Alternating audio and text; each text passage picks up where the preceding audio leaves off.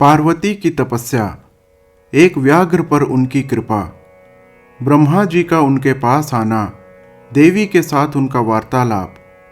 देवी के द्वारा काली त्वचा का त्याग और उससे कृष्ण वर्णा कुमारी कन्या के रूप में उत्पन्न हुई कौशिकी के द्वारा शुंभ निशुंभ का वध। वायुदेव कहते हैं, महर्षियों, तदनंतर पतिव्रता माता पार्वती पति की परिक्रमा करके उनके वियोग से होने वाले दुख को किसी तरह रोककर हिमालय पर्वत पर चली गईं। उन्होंने पहले सखियों के साथ जिस स्थान पर तप किया था उस स्थान से उनका प्रेम हो गया था, अतः फिर उसी को उन्होंने तपस्या के लिए चुना।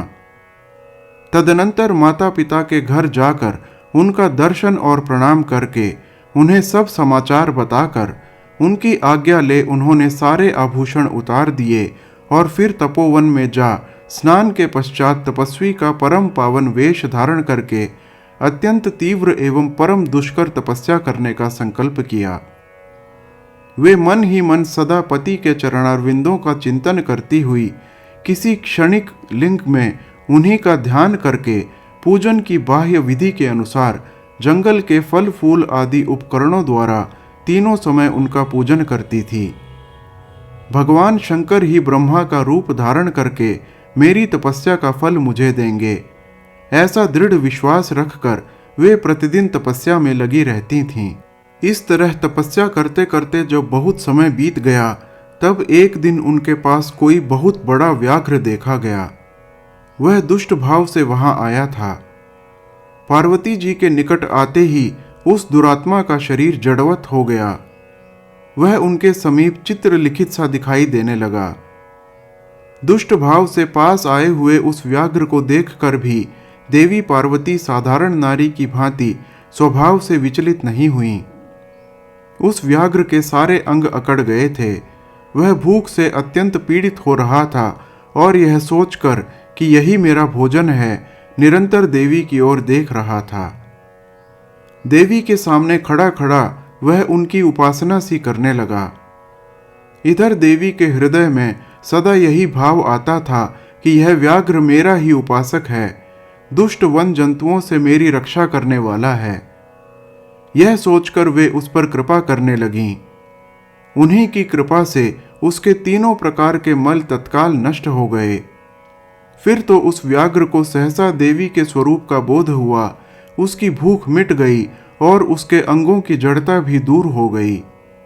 साथ ही उसकी जन्मसिद्ध दुष्टता नष्ट हो गई और उसे निरंतर तृप्ति बनी रहने लगी। उस समय उत्कृष्ट रूप से अपनी कृतार्थता का अनुभव करके वह तत्काल भक्त हो गया और उन परमेश्वरी की सेवा करने लगा। अब वह अन्य दुष्ट जंतुओं को खदेड़ता हुआ तपोवन में विचरने लगा। इधर देवी की तपस्या बढ़ी और तीव्र से तीव्रतर होती गई। देवता शुंभ आदि दैत्यों के दुराग्रह से दुखी हो ब्रह्मा जी की शरण में गए। उन्होंने शत्रु पीड़न जनित अपने दुख को उनसे निवेदन किया। शुंभ और निशुंभ वरदान पाने के घमंड से देवताओं को जैसे जैसे दुख देते थे, वह सब सुनकर ब्रह्मा जी को उन पर बड़ी दया आई। उन्होंने दैत्य वध के लिए भगवान शंकर के साथ हुई बातचीत का स्मरण करके देवताओं के साथ देवी के तपोवन को प्रस्थान किया। वहां सुरश्रेष्ठ ब्रह्मा ने उत्तम तप में परिनिष्ठित परमेश्वरी पार्वती को देखा। वे संपूर्ण जगत की प्रतिष्ठा सी जान पड़ती थीं।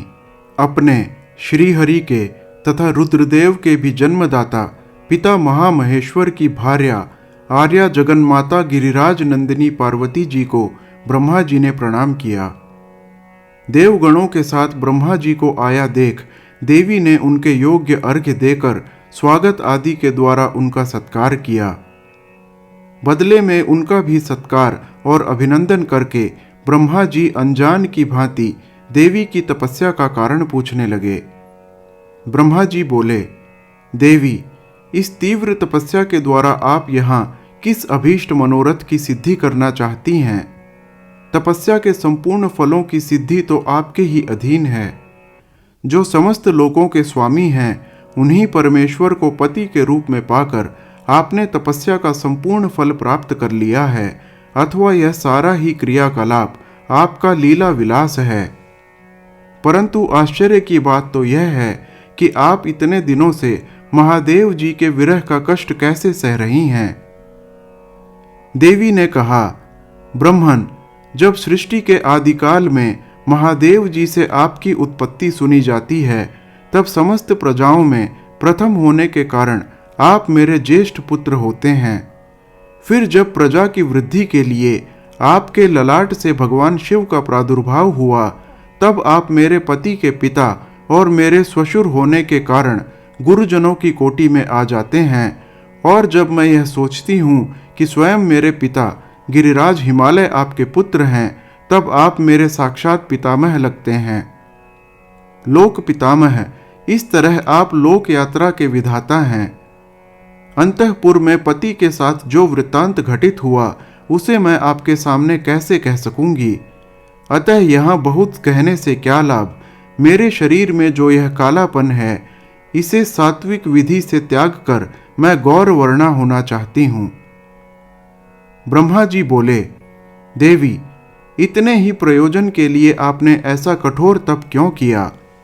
क्या इसके लिए आपकी इच्छा मात्र ही पर्याप्त नहीं थी? अथवा यह आपकी एक लीला ही है?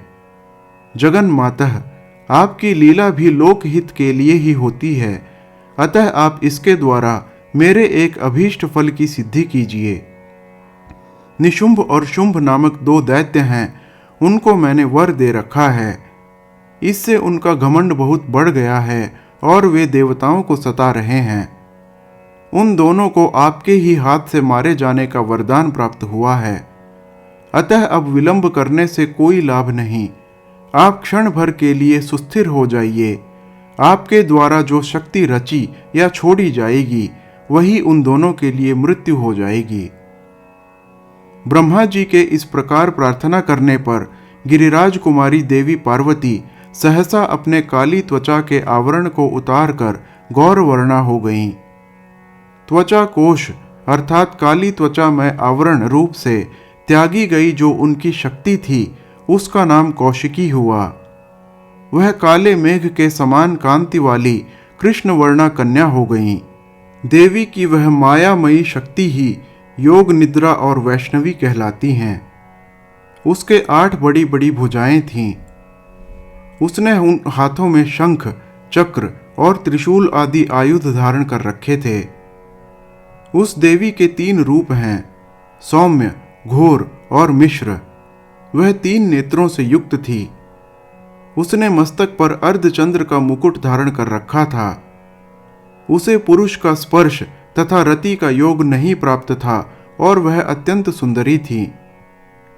देवी ने अपनी इस सनातन शक्ति को ब्रह्मा जी के हाथ में दे दिया।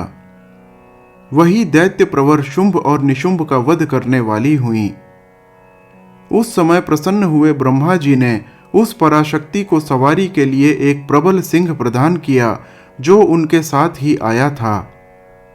उस देवी के रहने के लिए ब्रह्मा जी ने विंध्य गिरी पर वास स्थान दिया और वहां नाना प्रकार के उपचारों से उनका पूजन किया। विश्वकर्मा ब्रह्मा के द्वारा सम्मानित हुई वह शक्ति अपनी माता गौरी को और ब्रह्मा जी को क्रमशः प्रणाम करके अपने ही अंगों से उत्पन्न और अपने ही समान शक्तिशालिनी बहुसंख्यक शक्तियों को साथ ले दैत्यराज शुंभ निशुंभ को मारने के लिए उद्यत होकर विंध्य पर्वत को चली गईं। उसने समरांगण में उन दोनों दैत्यराजों को मार डाला। उस युद्ध का अन्यत्र वर्णन हो चुका है, इसीलिए उसकी विस्तृत कथा यहाँ नहीं कही गई। दूसरे स्थलों से उसकी ऊहा कर लेनी चाहिए। अब मैं प्रस्तुत प्रसंग का वर्णन करता हूँ। हर हर महादेव।